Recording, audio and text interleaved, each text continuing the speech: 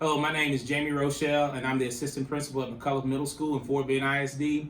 And I was so grateful to be a part of the Beautiful Tomorrow Assembly today. My students were pumped after the assembly. They talked about how inspiring it was, and they were talking about how the music and the message was positive, and it was a great production, and I'm so glad that we had the opportunity for them to come to our school.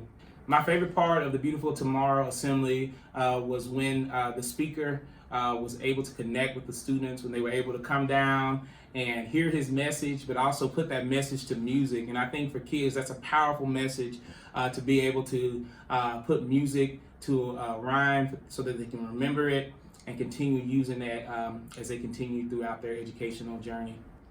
I feel that any school could benefit from this assembly because it's uplifting, it's powerful. I think it touches kids' hearts to understand that they are beautiful, that they do have a future, and that everyone is beautiful inside and out. We'll have a beautiful tomorrow.